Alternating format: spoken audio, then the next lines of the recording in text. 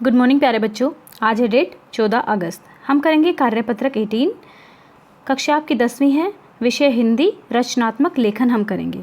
तो देखिए, संदेश आज हमें लिखना है। संदेश की उत्पत्ति संस्कृत से मानी गई है, यानी कि ये संस्कृत से शब्द लिया गया है जिसका अर्थ है खबर या समाचार प्राप्त करना।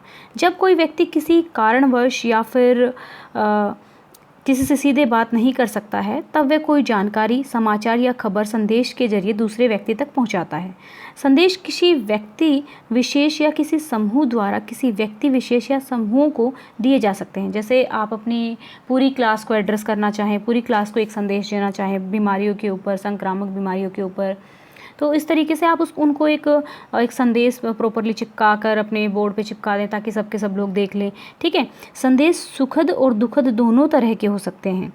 कोई भी संदेश व्यक्तिगत व सामूहिक भी हो सकता है। आप अपने एक फ्रेंड से दूसरे फ्रेंड को भी दे सकते हो और आप एक प्रॉपर समूह को भी दे सकते हो। समूह जैसे मैंने कहा कि आप अगर आप पूरी क्लास को देना चाहें, लेकिन संदेश लिखते वक्त आपको इन बातों का ध्यान रखना है। सबसे पहले संदेश को किसी सीमा रेखा जैसे बॉक्स या गोले के अंदर, अब जब अपना संदेश लिखोगे तो पहले या तो बॉक्स ड्रॉ कर लेना या फिर एक गोला बना लेना, उसके अंदर आपको संदेश लिखना है। ठीक है। संदेश की शुरुआत में संदेश शब्द अवश्य लिखें। जब आप शुरू करेंगे तो संदेश आपको ज़रूर लिखना है। दिनांक यानी कि उस दिन की डेट, समय भी आपको लिखना है कि आप किस टाइम लिखने हैं। फिर मुख्य विषय का कम लेकिन प्रभावशाली शब्दों में जिस भी विषय पर आप बात करना चाहते हैं, शब्द कितने होने चाहिए? कम होने चाहिए, लेकिन जितने हों वो प्रभावशाली होने चाहिए। अंत में संदेश लिखने वाले का नाम अवश्य लिखें। संदेश लेखन की शब्द सीमा जो है वो 30 से 40 तक ही होनी चाहिए, यानी कि 30 से 40 के बीच में होनी चाहिए, इससे ज़्यादा एक्सीड नहीं होनी चाहिए। अगर चित्रों का उपयोग करना उचित लगे तो विषय अनुसार किया जा सकता है। अब अगर शायरी, दोहे, श्लोक या कविता की आवश्यकता हो तो प्रयोग कर सकते हैं। यानी कि अगर आपको कोई शायरी आती है, कोई दोहा आता है, तो शुरू में आप उसका उपयोग कर सकते हैं। संदेश में रचनात्मक और सृजनात्मकता होनी चाहिए। रचनात्मक मतलब अपने मन से आपकी आनी चाहिए और थोड़ी सी क्रिएटिविटी भी उसमें होनी चाहिए।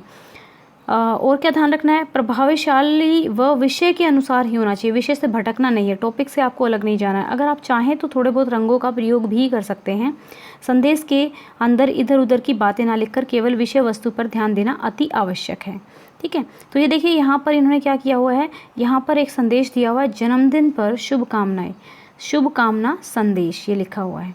ठीक है। अब तुम जियो हज़ारों साल, साल के दिन हो 50,000। ठीक है। अब इन्होंने यहाँ पे क्या लिखा हुआ है? दिनांक लिखा हुआ है, यहाँ समय लिखा हुआ है, और यहाँ पे जो भी मैसेज देना था कि प्रिय बेटा अभिषेक, जन्मदिन की हार्दिक शुभकामनाएं, आप दीर्घायु हो, स्वस्थ रहें, जीवन में निरंतर उन्नति के मार्ग पर अग्रसर रहे, यही मेरी ईश्वर से प्रार्थना है। तो इन्होंने इस तरीके से अपना संदेश दिया है अपने जो अभिषेक, जो बच्चे हैं इनके, उनको। तो इसी तरीके से आपको भी 2 संदेश देने हैं आज की वर्कशीट में।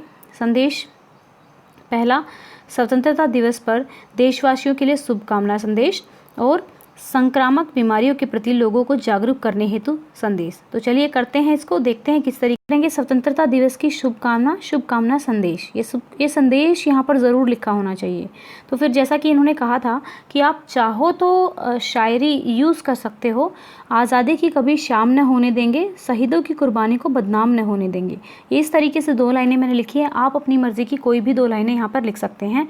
ज़रूरी नहीं है अगर आती है तो ही लिखें, क्योंकि ये ऑप्शनल है। लिखना चाहो तो लिख सकते हो, नहीं तो छोड़ भी सकते हो, लेकिन ये थोड़ा इफेक्टिव बना देता है आंसर को। आंसर में जो मार्क्स मिलेंगे वो ज़्यादा मिलेंगे। अब देखिए, दिनांक भी आपको लिखनी है, डेट जो है, और उसके बाद समय भी लिखना है। अब यहाँ पे देखिए, मैंने कुछ चीज़ों को कलर्ड कर दिया जैसा कि आपकी वर्कशीट में कहा गया था। तो आप भी ऐसे ही अपनी वर्कशीट में जो चीज़ आपको हाईलाइट करनी है, जो वर्ड ज़्यादा दिखाने हैं, उनको आप अलग कलर में लिख सकते हैं, यानी कि अलग कलरिंग कर दीजिए उसके ऊपर। प्यारे देशवासियों, भारत के 74वें स्वतंत्रता दिवस की हार्दिक शुभकामनाएं। जिन लोगों के संघर्ष के कारण हमें आज़ादी मिली है, आज हम उन सभी को याद करके अपने देश की एकता, अखंडता और समृद्धि के लिए काम करने का संकल्प लें। जय हिंद। और यहाँ पे आपको अपना नाम लिखना है। फॉर एग्जांपल मैं यहाँ पे अपना नाम हिंदी में लिखना पड़ेगा, तो किसी और का ही लिख देती हूँ, निशा लिख देती हूँ। ठीक है। यहाँ पे XYZ की जगह आपको अपना नाम लिखना है। ओके। अब नेक्स्ट हमारा क्या था कि संक्रामक बीमारियों के प्रति लोगों को जागरूक करने हेतु संदेश देना था। ठीक है। अगेन मैंने क्या किया है, संदेश लिखा है यहाँ पे, फिर मैंने डेट लिखी है और मैंने समय भी लिख दिया है। उसके बाद यहाँ पे देखिए मैंने फिर से क्या किया है, अलग कलर में कर दिया है। आप ऐसे करना चाहें तो कर सकते हैं। प्यारे क्षेत्रवासियों, बरसात के समय में साफ सफाई में लापरवाही बरतने से संक्रामक रोग जैसे डेंगू, चिकनगुनिया, हैजा, मलेरिया आदि फैलने लगते हैं। इसलिए अपने आसपास पानी को जमा ना होने दें, कचरा और गंदगी को ना फैलाएं तथा समय पर डॉक्टर से अपनी जांच करवाएं। ठीक है, ये ज़ीरो नहीं आएगा यहाँ पे, XYZ अगेन फिर आपको क्या लिखना है, यहाँ पर अपना नाम लिखना है। तो ये थी हमारी आज की वर्कशीट। आई होप आप लोगों को अच्छे से समझ में आ गई होगी कि संदेश कैसे लिखना है। तो आपको वीडियो को लाइक करना है, अगर चैनल को अभी तक सब्सक्राइब नहीं किया है तो चैनल को सब्सक्राइब करना है, क्योंकि यहाँ पे हिंदी और इंग्लिश मीडियम के सभी सब्जेक्ट कवर कराए जाते हैं 6 से लेकर 10th क्लास तक। Thank you, have a nice day, may God bless you.